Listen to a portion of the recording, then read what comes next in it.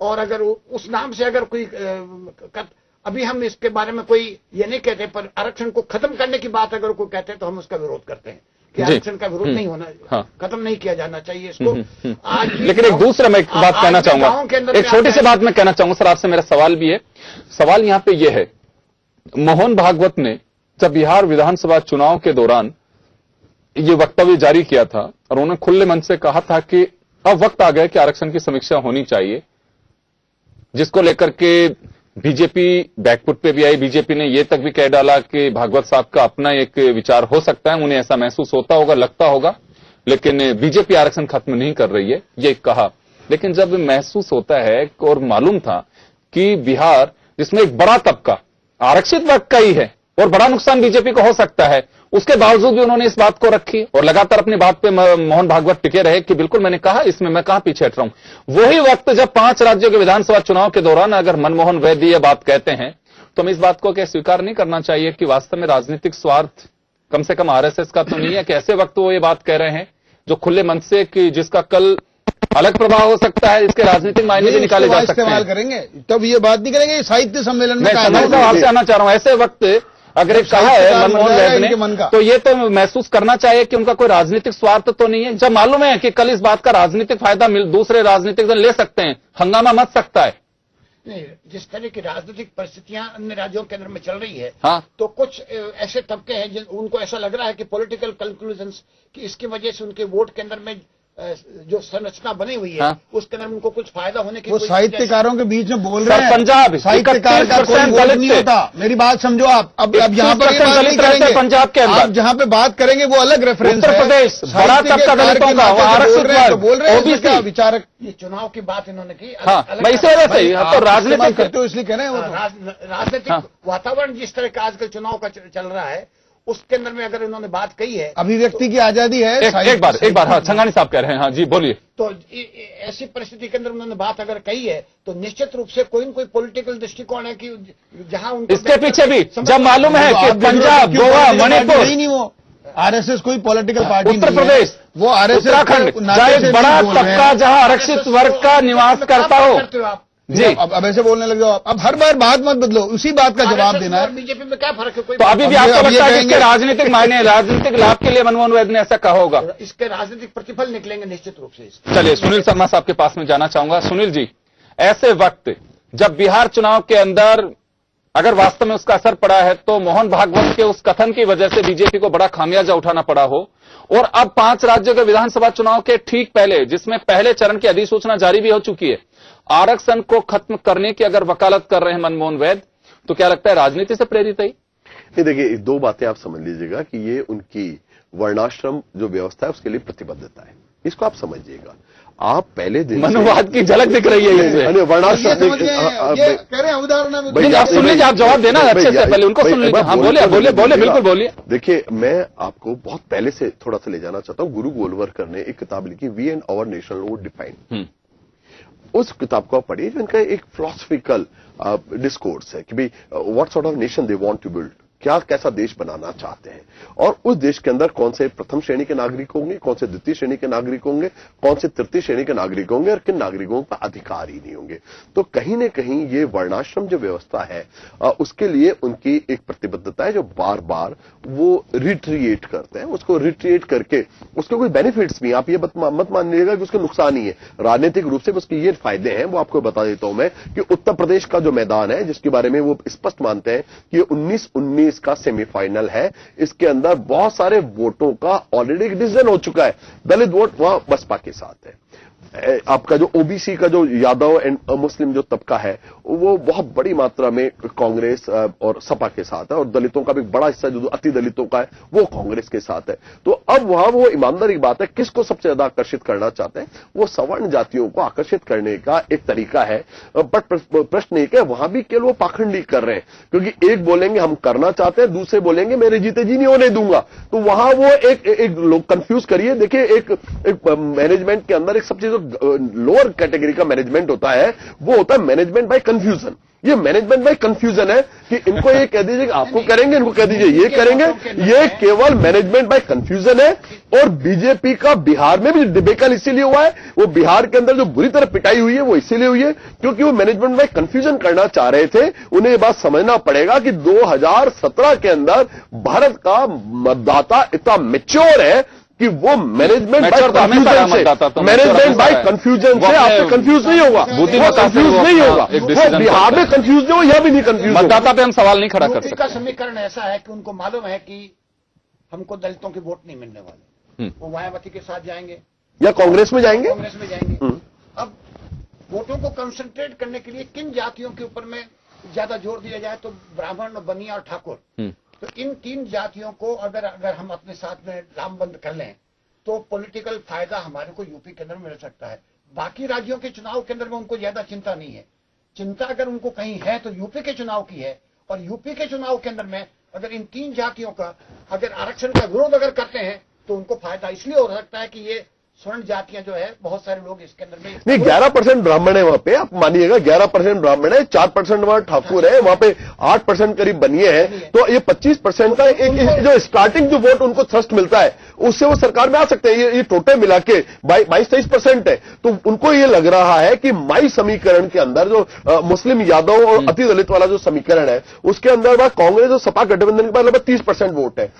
मायावती के पास का भी जो समीकरण है वो भी 19-20% से स्टार्ट होता है। तो ये भाजपा का अपना जो इनिशियल जो स्टार्टअप है ये 25% करने की चाल है। आप वर्णाश्रम व्यवस्था की से बात मैं एक सवाल अभी आप लोगों को मैं दोनों से एक सवाल करना चाहूंगा। अगर यही बात मनमोहन वैद्य ने कही होती कि दलित वर्ग के लिए आरक्षण अगले जब तक ये वंचित वर्ग पूरी तरह से बाहर नहीं आए अपनी आर्थिक स्थिति से तब तक आरक्षण जारी रखना चाहिए, तो इसके मायने ये होते हैं कि उत्तर प्रदेश के दलित मतदाताओं के ऊपर 23% पे नजर थी उनकी, तो वैसे बोलेंगे। देखिए बात सुविधा की राजनीति कर रहा है, आपको बोलना पड़ेगा। तो मैं तो अपनी जब किसी ने पूछा कि आरक्षण आप 2.5 साल से सरकार में है, आप 2.5 साल से सरकार में है, अगर आपको आरक्षण की कोई वैकल्पिक व्यवस्था लानी थी अब लाइए ना, कौन रोक रहा है आपको? जनता ने आपको 330 सांसद बना के भेजा, आपको आपके साथ पूर्ण बहुमत है, आपके पास जो भी है आप उसको सामने तो रखिए। मतलब मैनेजमेंट में कंफ्यूजन है, आप करना भी नहीं चाहते और केवल उसका राजनीतिक लाभ लेना चाहते हैं। हाँ। अगर आपको कुछ करना है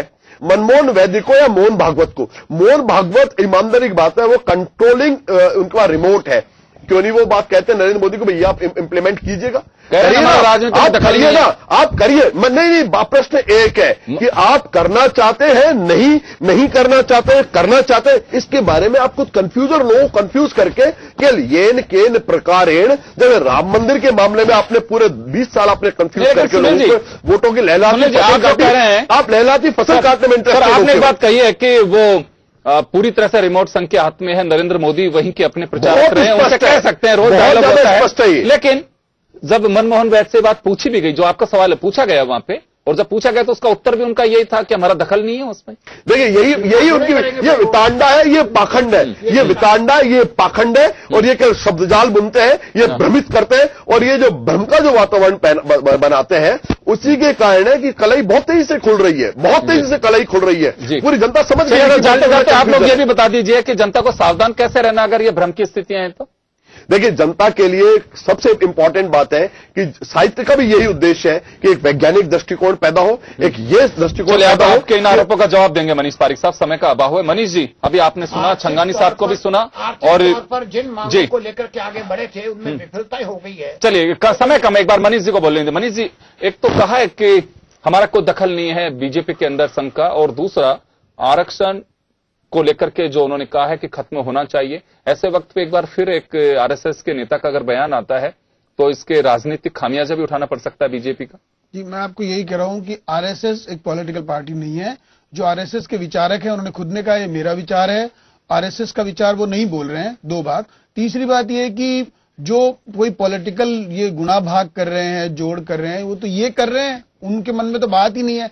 इसलिए जो कुछ भी इन्होंने इसके बारे में बोला अभी तक वो सब इनके अपने विचार हैं, उन पर एक तरह का पथराव है जिससे लाभ ले लेना चाहते हैं। लेकिन मैं आपको ये बताना चाहता हूं कि जो बिहार में, यूपी में, जिसके लिए इन्होंने कहा कि इतने % वोट उनके पास, इतने % है, वहां चौथे नंबर पे कांग्रेस पार्टी थी।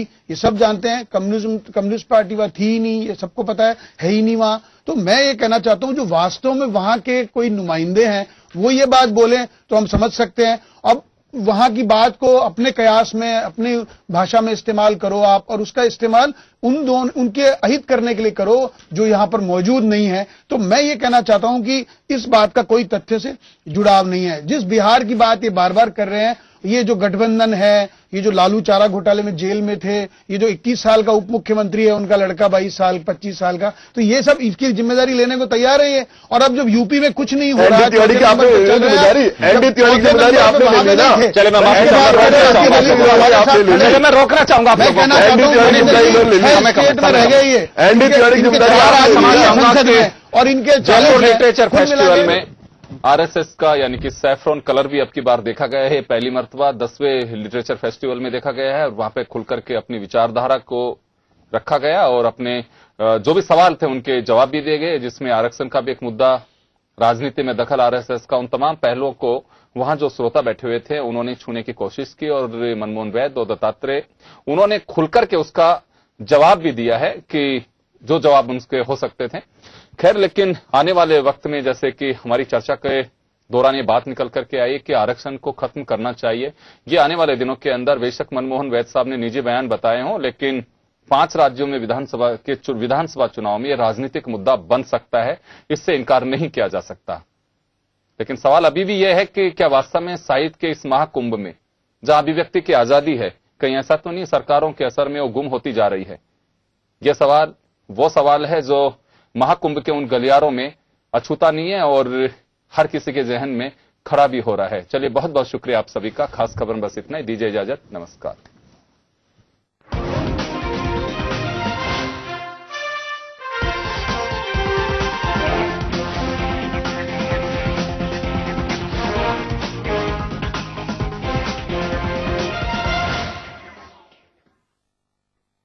गांधी जी ने कहा था, यदि देश में शराबबंदी लागू नहीं होगी तो हमारी स्वतंत्रता गुलामी बनकर रह जाएगी। शराब शरीर और आत्मा दोनों को नष्ट कर देती है। शराब बुराई नहीं, बीमारी है और बीमारी का इलाज तो हर हाल में करना ही चाहिए।